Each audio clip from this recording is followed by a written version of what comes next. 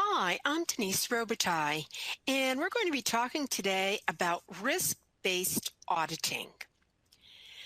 Now, risk-based auditing is a concept that came out of the last revision to ISO 19011.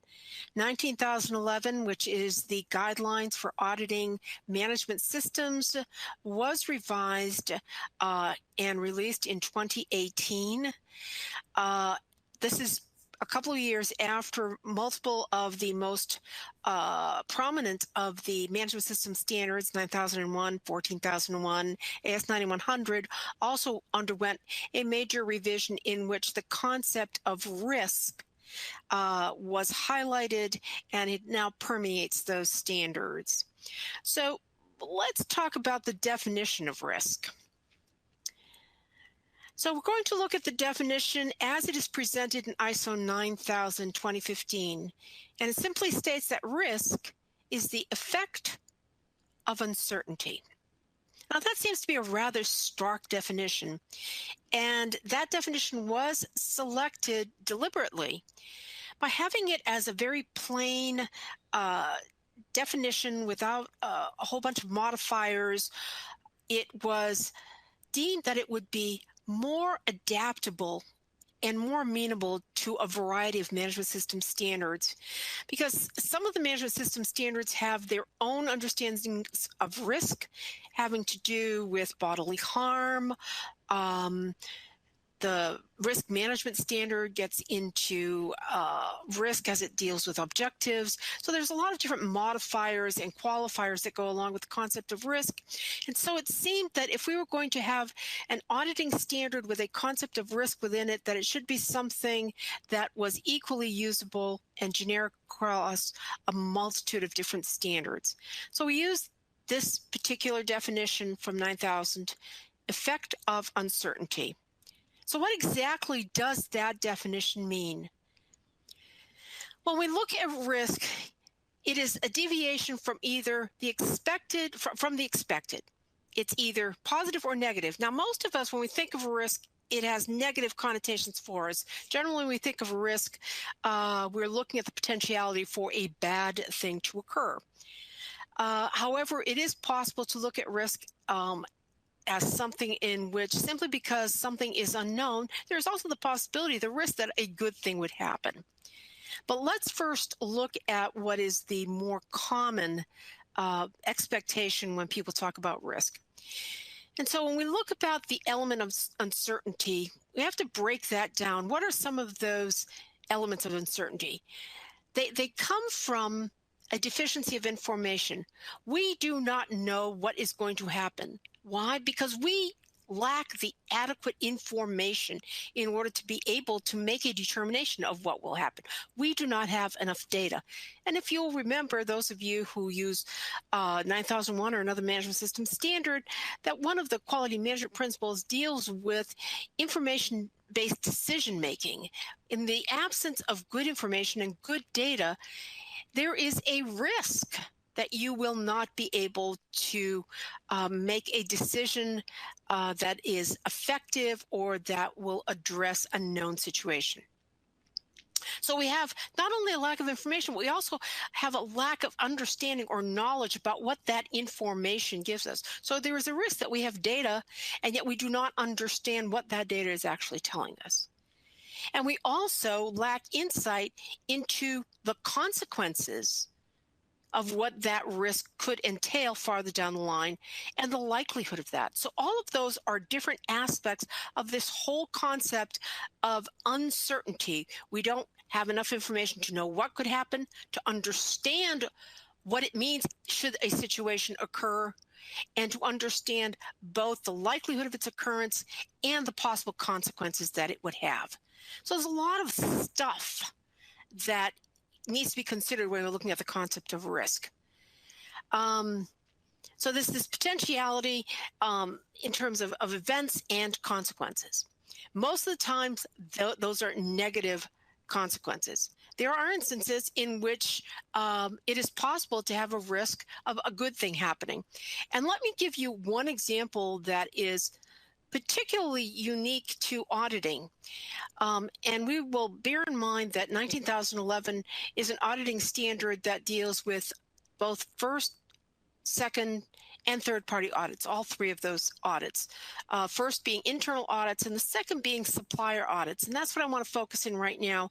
Many times, organizations will have an audit program for auditing their suppliers, and the focus is always on looking for deficiencies, looking for those expectations that something is going to need to be addressed because there is a risk that they would fail to be able to meet your expectations, the expectations of your organization.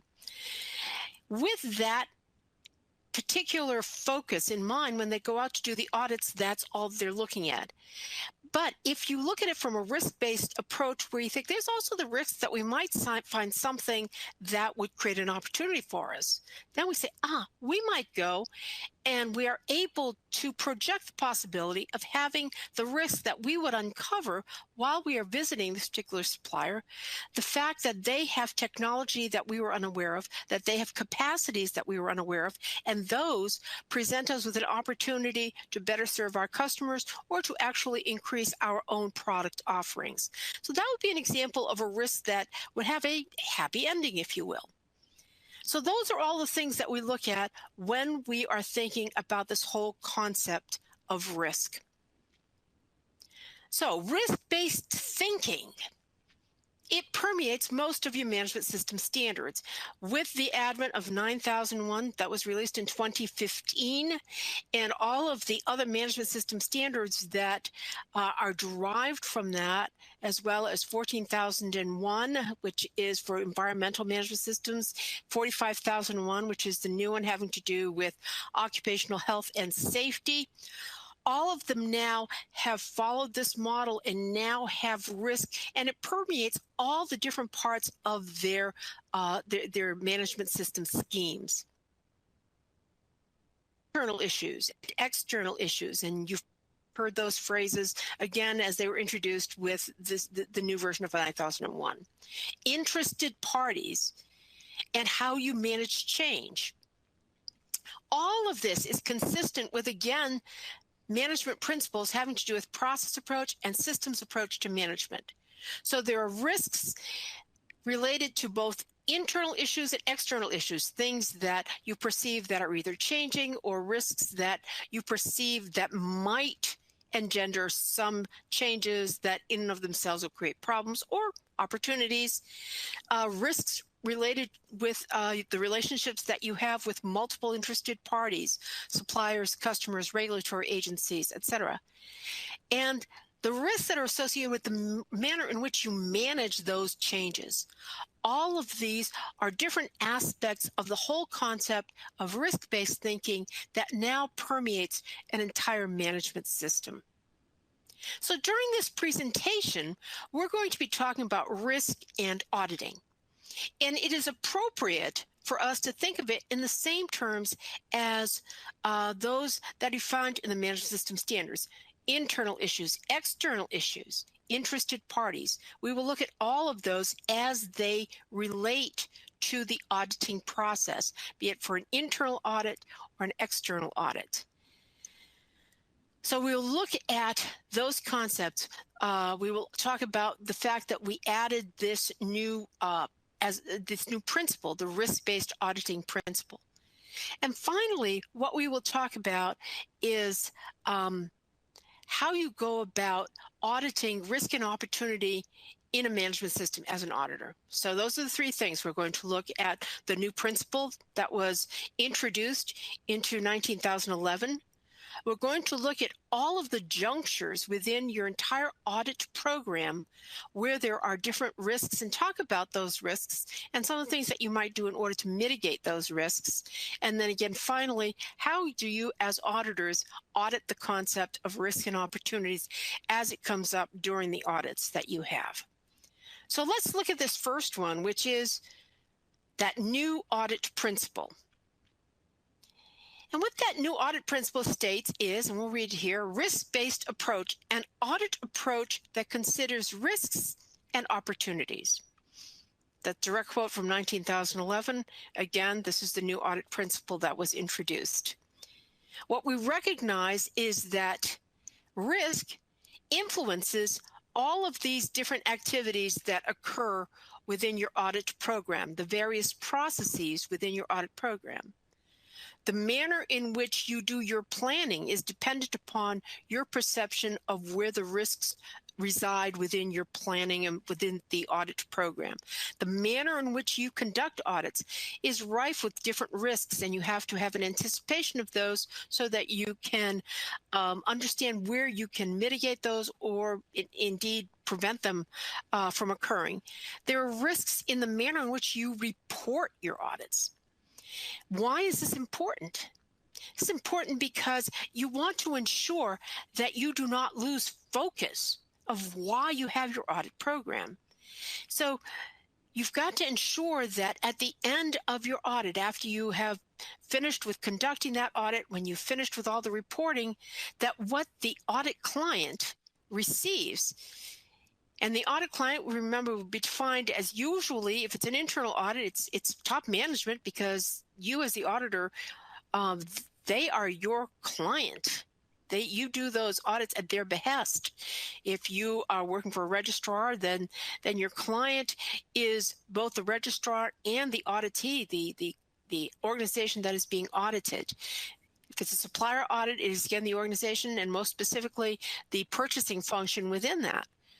So you've got to ensure that at the end of that, you've been able to mitigate enough risks so that you are able to achieve the audit program objectives, which is that second bullet. And achieving the audit program objectives just relates directly to that first bullet, which is to make sure that those things that are significant come to light so that they can be managed. So let's look at risk considerations during your audit process. And again, you've got your entire program and you have multiple processes from that. And we're going to take each one of these in turn.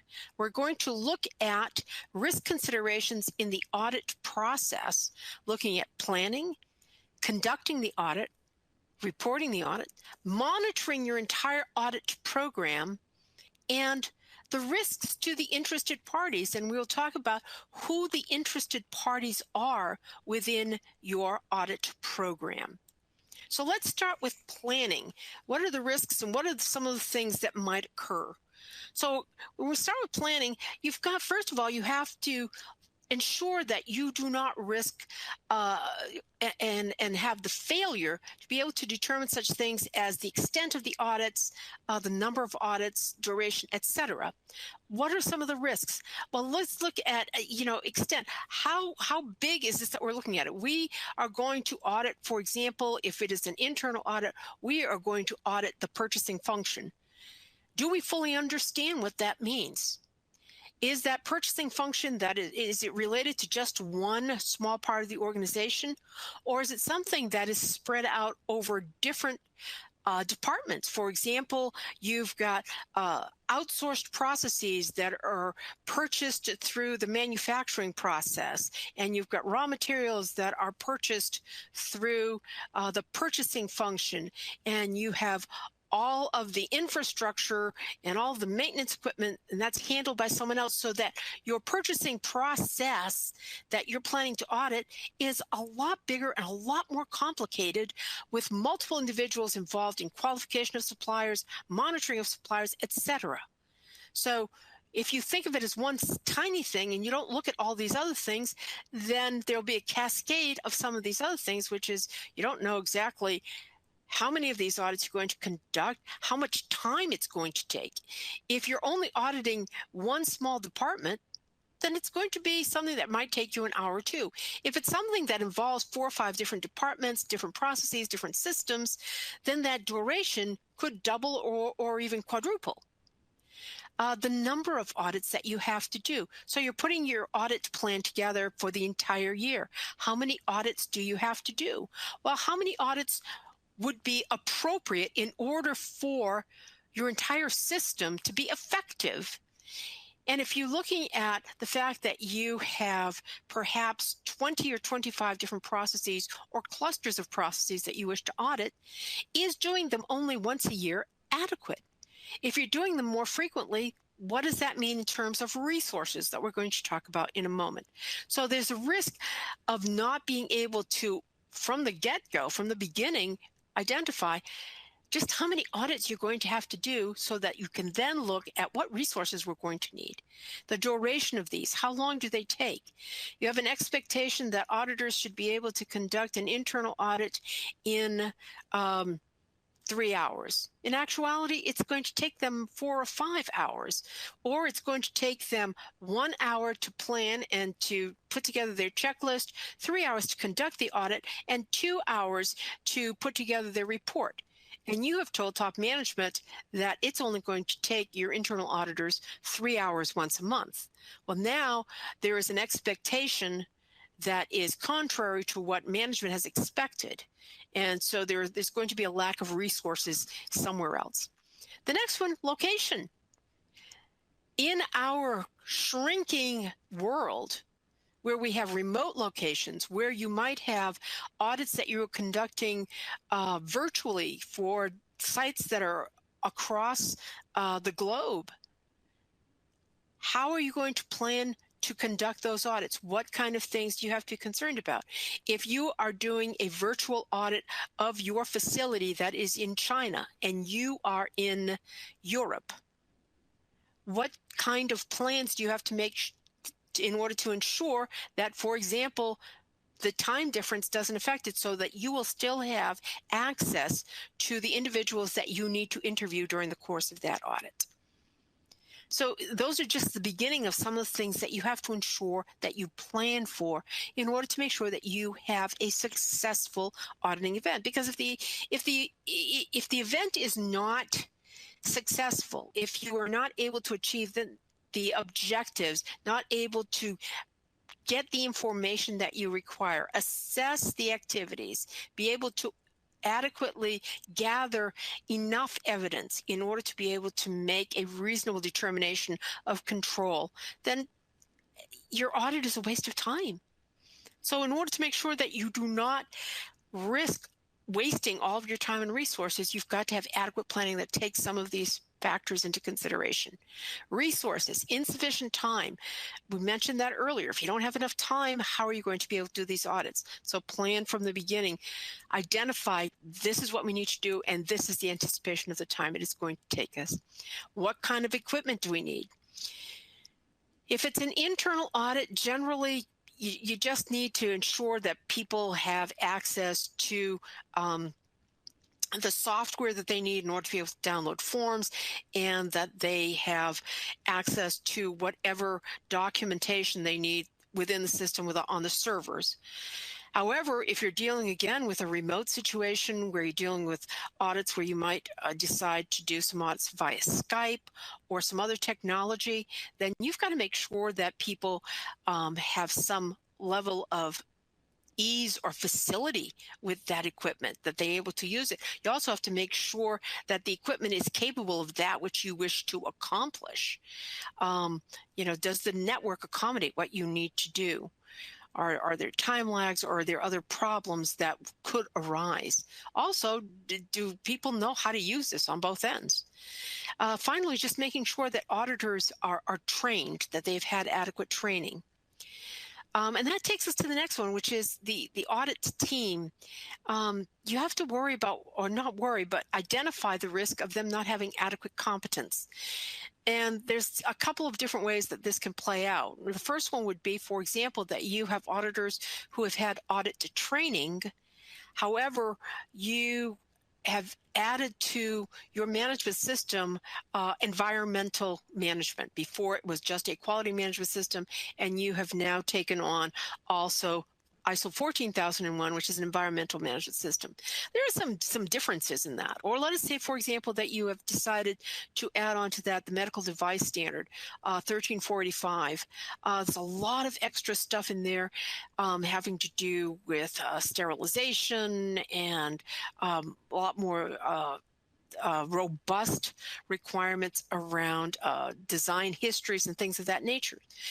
Just because someone has had basic auditor training, do they have the requisite competence in order to be able to audit these other requirements that go far beyond a basic management system or a quality management system? You know, if you're dealing with aerospace, the aerospace requirements in AS 9100, they are based on 9001, a lot more complex. Do you have some areas in your organization where you've got to make sure that the auditors have some competence? In many instances, there's not too much problem internally with having auditors from another department auditing, for example, manufacturing or you know, some other area in which they are not accustomed to usually engage with some of the coworkers. However, if you're in a facility and you have an expectation that someone from the office can go out and, for example, audit a chemical plant, and whether or not they've got the competence to understand such concepts as titrations or lot traceability and things of that nature, if they don't have any knowledge at all, then they might not even be able to ask the questions in order to be able to begin to determine whether or not there is conformance to requirements.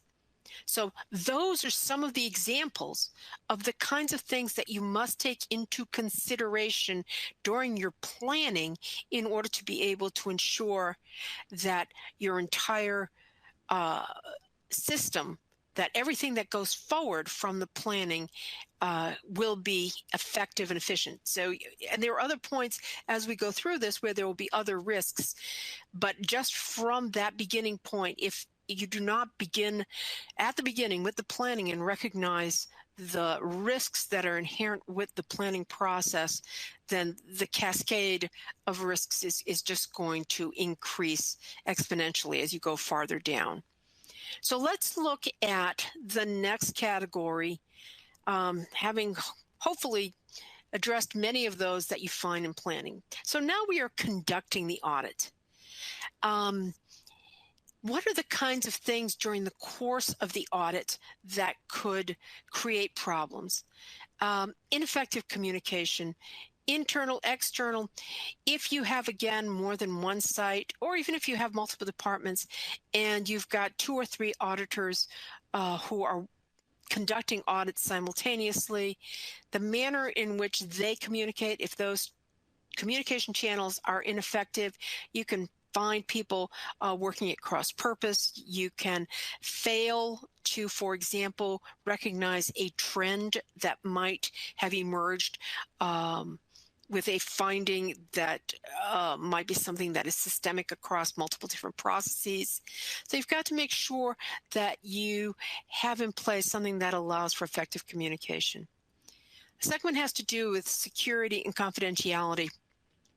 And while we are most concerned about this when we're dealing with second or external audits where you're going into another facility and you have to be concerned about security and confidentiality, it is also appropriate to look at that for internal audits, and that's something that oftentimes is ignored.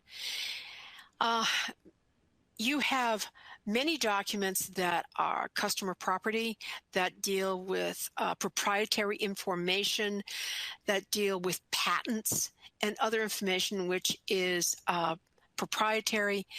And if someone's conducting an internal audit, they don't always have that perception and that full awareness of the fact that what they are assessing as part of their audit, if they are, for example, auditing the contract review, that the documents before them all contain proprietary information and confidential information.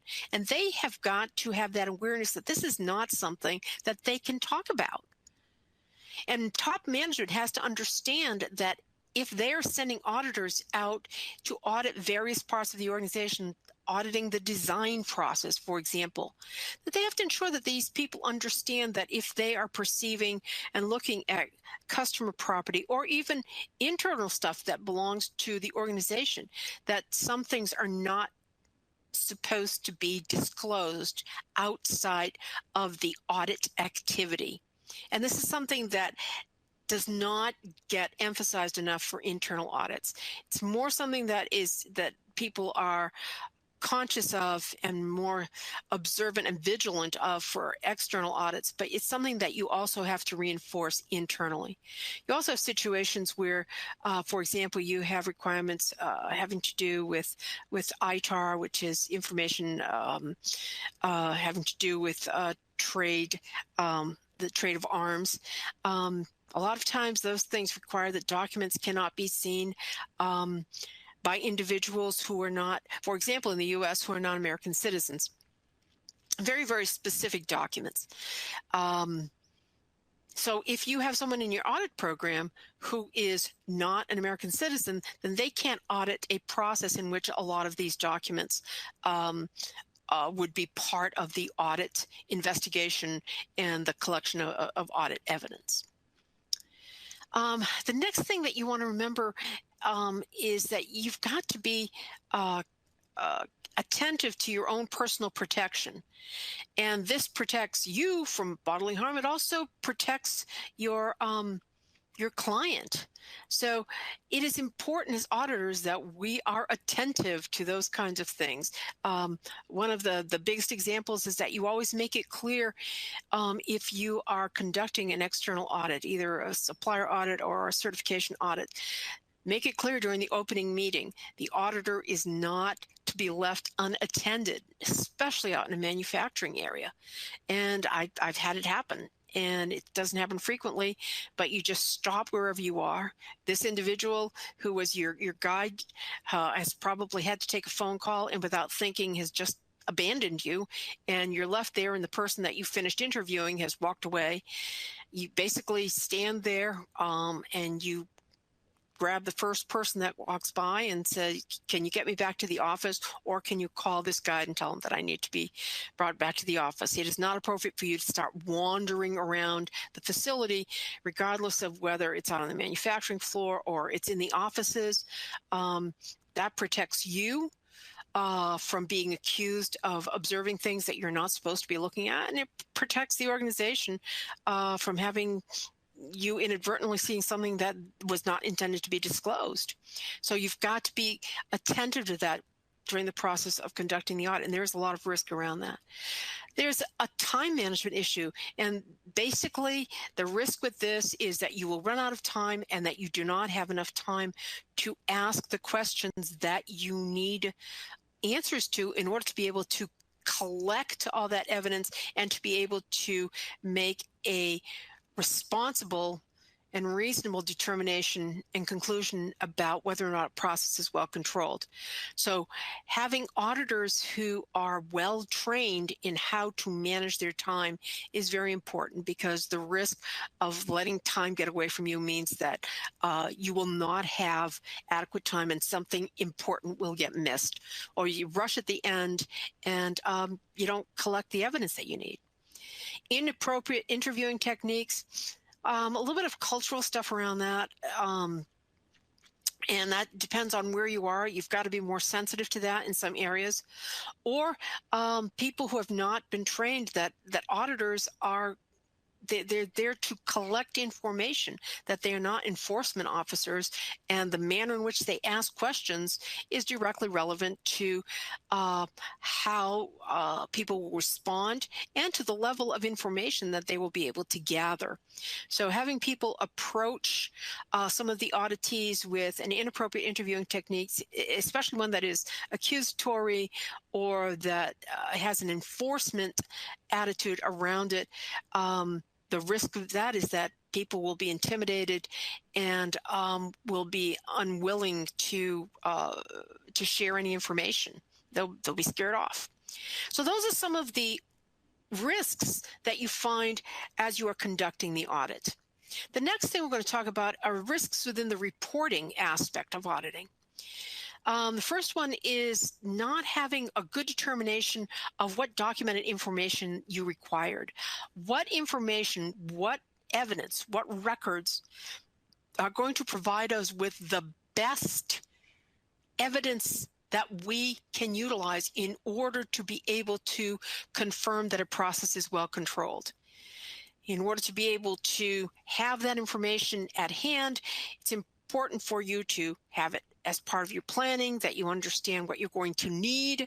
One of the things you're going to need is these documents, that during the course of conducting that audit, you gather that, and then when it gets to the point where you're putting together your report, you have actually recorded that information, gathered that documented information so that you have what you need in order to be able to put together an effective report. Next thing is unfamiliarity with the forms and the templates. Many organizations are doing these audit reports online. People are either unfamiliar with how to use the electronic templates, or they don't have access to the latest forms, and the expectation is that the audits are going to all have this particular template. It affects the audit report. Inadequate descriptions of findings.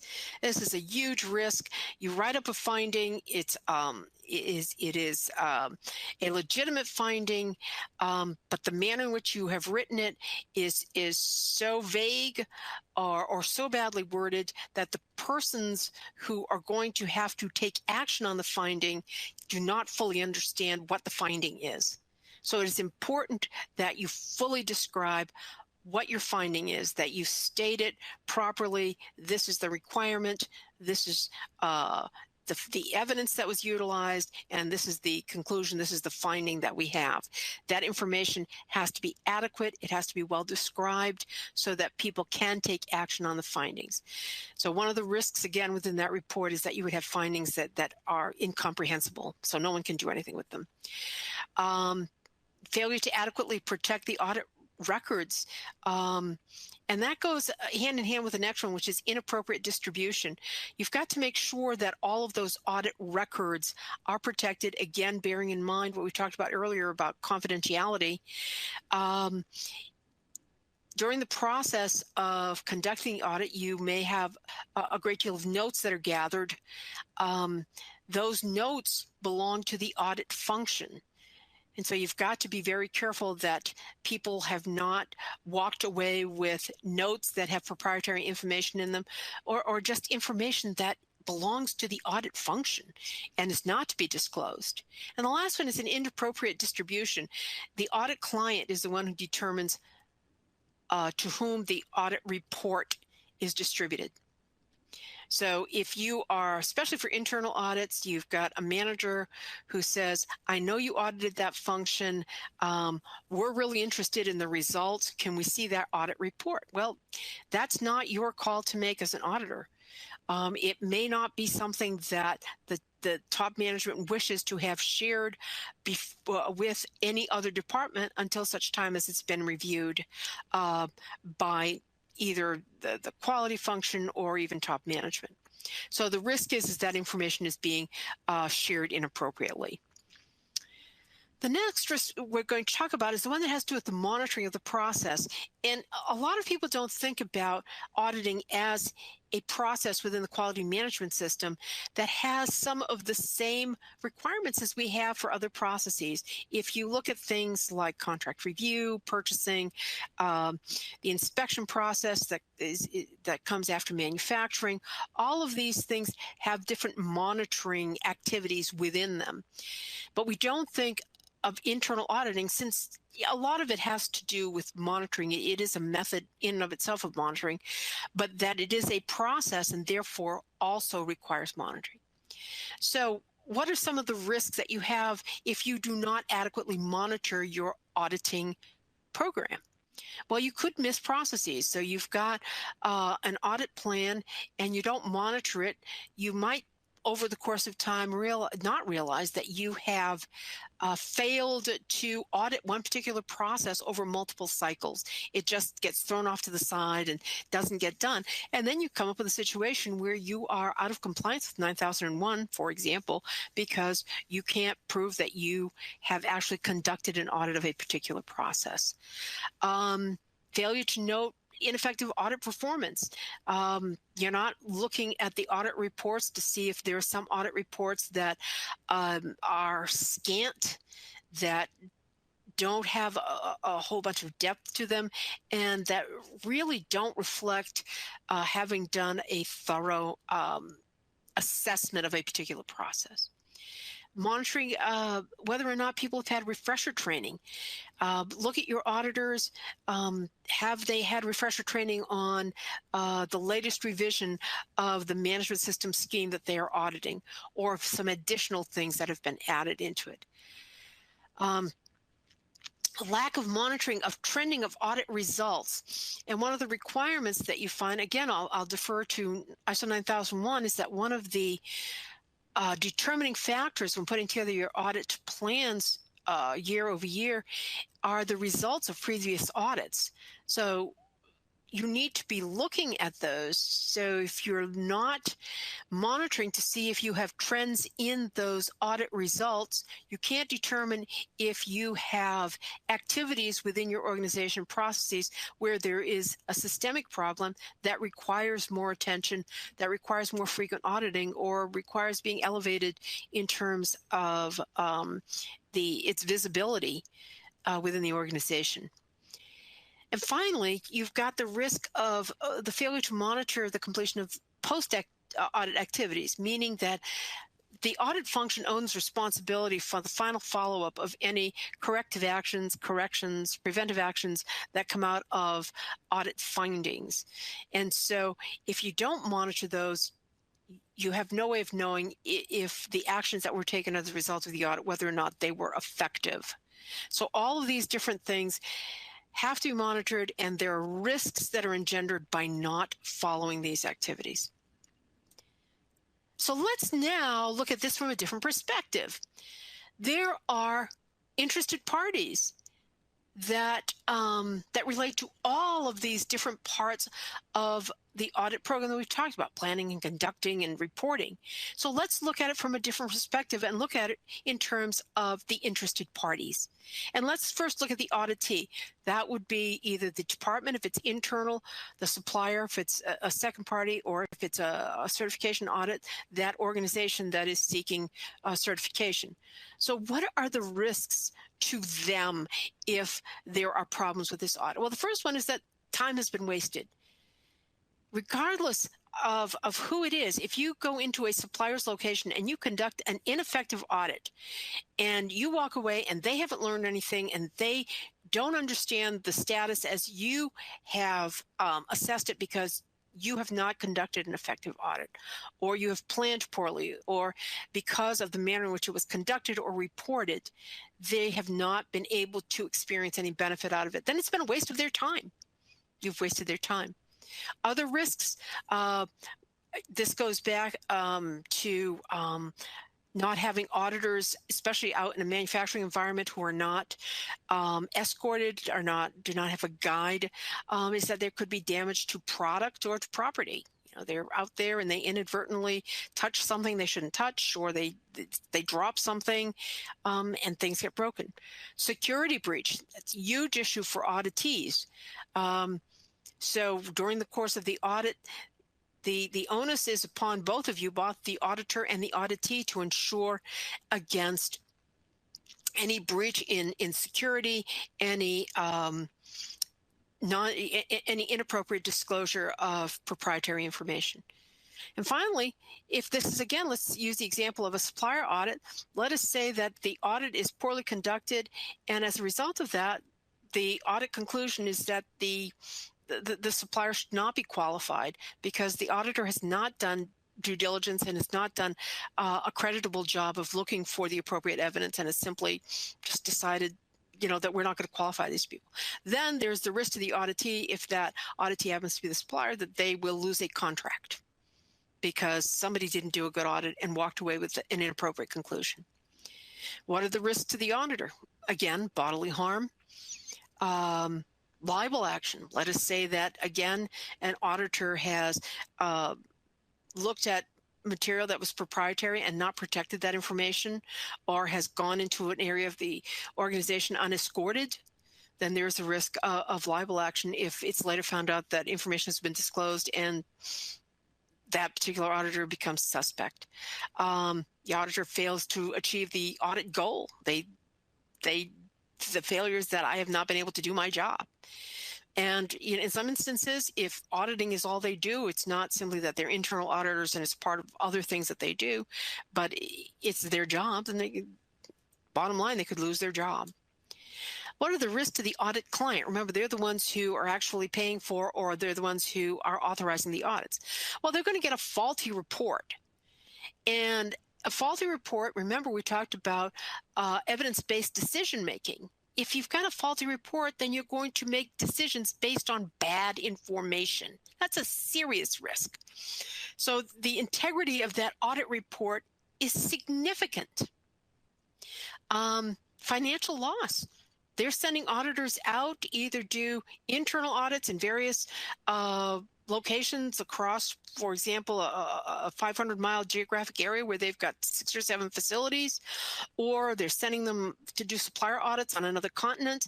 And the audits, because there was no understanding of all the risks, the audits are ineffective and they're worthless. It's money thrown away.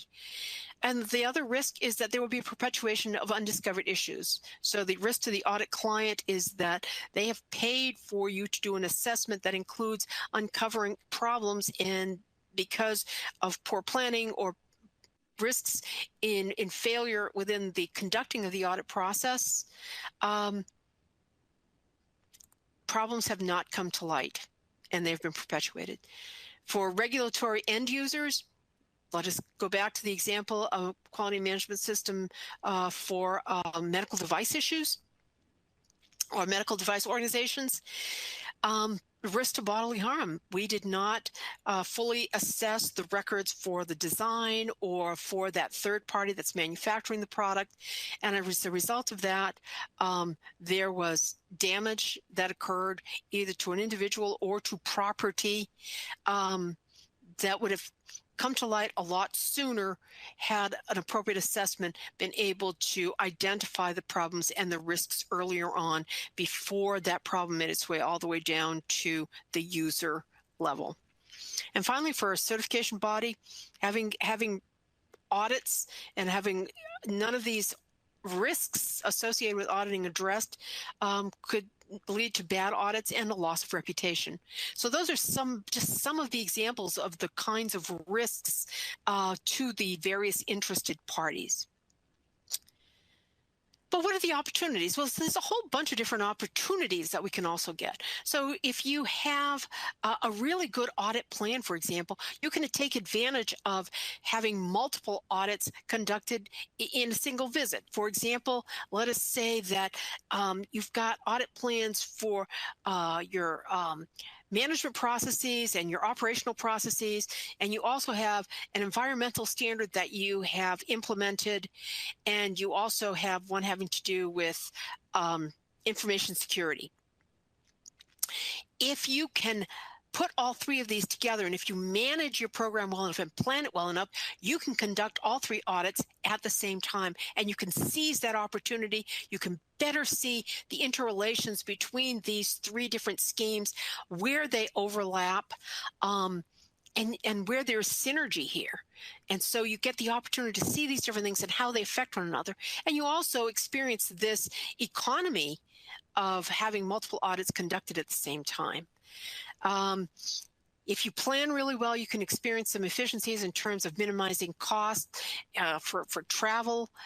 You can plan those audits where you've got to be on site as opposed to those where you've got the necessary equipment as well as people who are competent to conduct remote audits, so that some of those audits can be effectively conducted remotely while others you can continue to do on site. Other opportunities, if you've got all this in place, there's the opportunity for you to do some benchmarking of some really good activities that are observed during the audit process, opportunities for learning. And if you have good audits, regardless of whether it's a first, second, or third party audit, there's always learning that is experienced when you have good audits. And finally, especially for internal audits, you get that opportunity to improve your management system. So those are, the very high level opportunities that you can seize once you have mitigated some of the risks associated with your audit program. So now that we've talked about all this, let's look at the third leg of this presentation, which has to do with, so you are now an auditor and you have to go into another organization and audit their processes for managing risk and opportunity. Well, how do you do that? So let us begin by looking at what it is that you need to, what are the objectives for this auditing of risk and opportunities?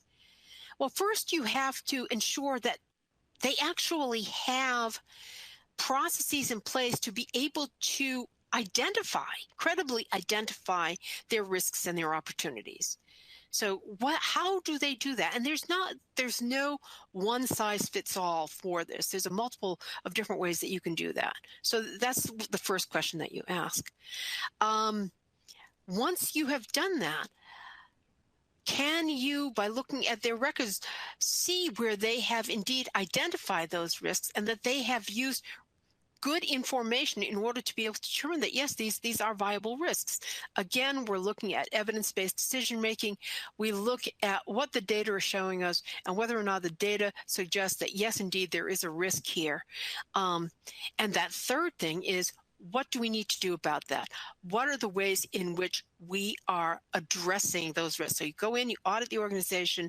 They have indeed put together a process. They have identified certain risks. And the third thing is, have they put together mitigation activities in order to determine how to mitigate the risks or take advantage of the perceived opportunities? And one of the things that you want to remember as you're doing this, as you're looking at risks and opportunities, is that this is not something that you do at one juncture within the audit. So you say, when do we do this? You do it throughout the audit process. It's not a standalone activity. Implicit in all your processes. And basically, it is that moment in any interview that you have with anyone for any process where you say, what happens if? If you're looking at, for example, the purchasing function, and you say, what happens if we do not have a qualified supplier for this part you wish to purchase? What is the risk? If you are looking at your manufacturing process, what happens if you do not have adequate equipment in order to meet the customer's expectations? Those are all risks.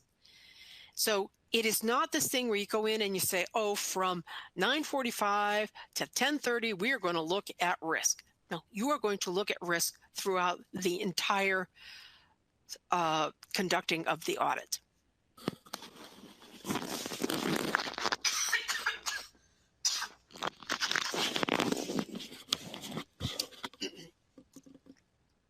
So how do you gather evidence about that? It seems so amorphous. It's just kind of vague and a little foggy. So people say, how the heck do we look to see how a risk has been identified and how it's been addressed?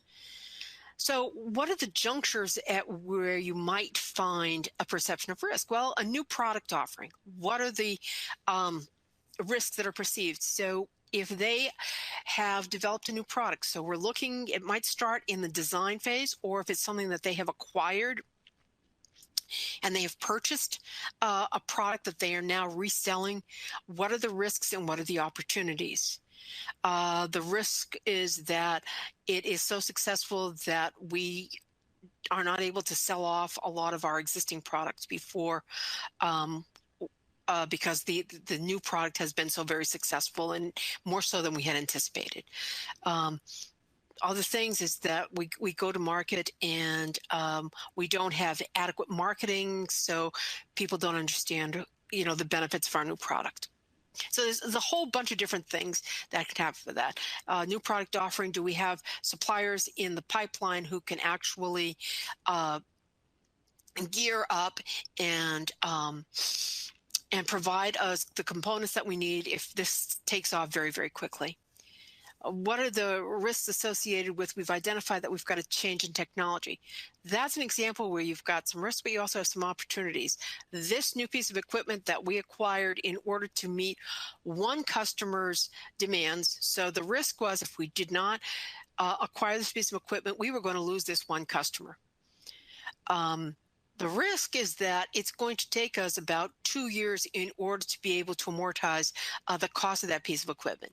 But the opportunity is that this new technology might actually create a whole new market for us. And that's an opportunity that we need to see whether or not we can seize. So those are examples of things where you look at. So if somebody says, we have acquired a new piece of technology, say, why did you do this? What were the risks and what are the opportunities? Why did you do it? What, did you perceive a risk? And what other opportunities do you see? If you're relocating, this is a great example. If someone says, oh, we just moved, or we have our satellite office, we're moving our satellite office to another location.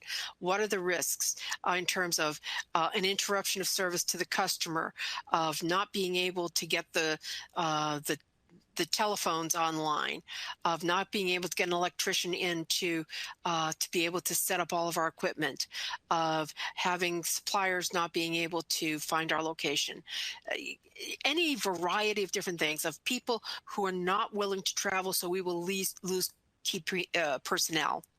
Any of those are examples. What are the risks associated with excessive turnover personnel? How did you address those? A big thing right now in the U.S. and a few other countries are tariff issues. What are the risks with tariff issues, and what must we do in order to mitigate those risks? What are some of the tools and the methods that we might use? A SWOT analysis, where you look at strengths, weaknesses, opportunities, and threats, is a great way to look at an internal or an external issue to see what opportunities and risks those engender, and then from there make a decision. And then there's the much more formalized FMEAs, the failure modes and effects analysis. And in that, embedded within those will be the identification of those risks with the likelihood and the criticality and the ease of detection, and then a determination of which ones are prioritized and require action and what actions are taken. Very, very formalized. An excellent example of dealing with risks and opportunities. But any one of these, you can have things that are very, very informal, and then you can go all the way through to this last one, which is a very, very formalized process to look at internal and external issues. And from any one of these, you can gather the information in order to be able to determine the level to which an organization has indeed had methods in place to identify their risks, have been able to use good data to determine those risks, and have taken actions on them. And who are the interested parties? Well, you've got employees.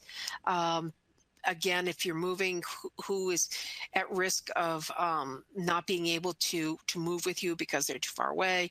The risks from suppliers who are either changing their own business models so that they're no longer going to be servicing the product lines that you require, or they're going offshore, or they've been hit by a tsunami. Customers, obviously, they're, in many instances, the most critical supplier, interested party that you've got.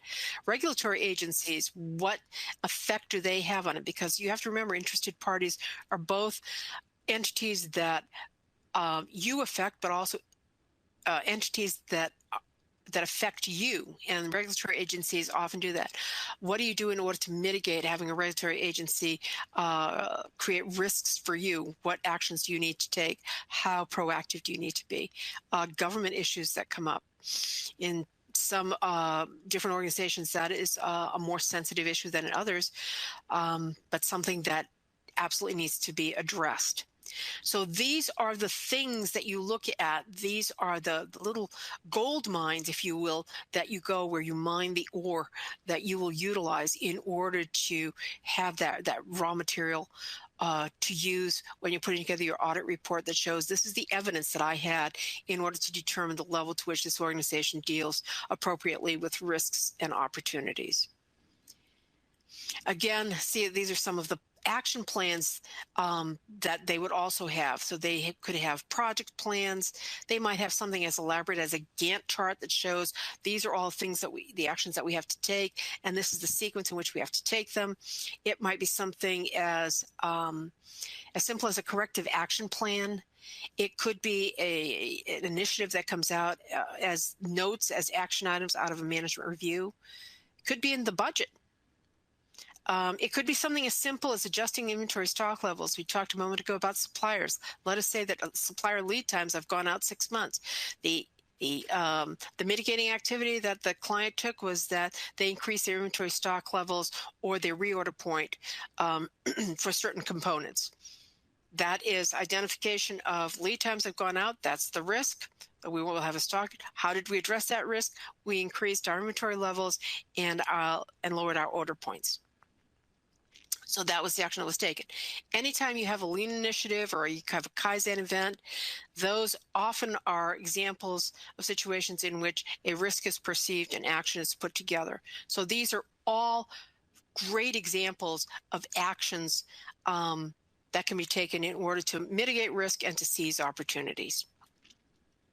So in conclusion, so we've looked at this, and we want to make sure that if you have an audit program, that risk-based thinking is embedded in all the different aspects of your audit program, and that ensures that you have a more effective audit program. Risk-based auditing mitigates the risk both to your interested parties and to all of the individuals who are involved in your audit process, and directly relevant to the effectiveness of achieving your objectives of your audit program.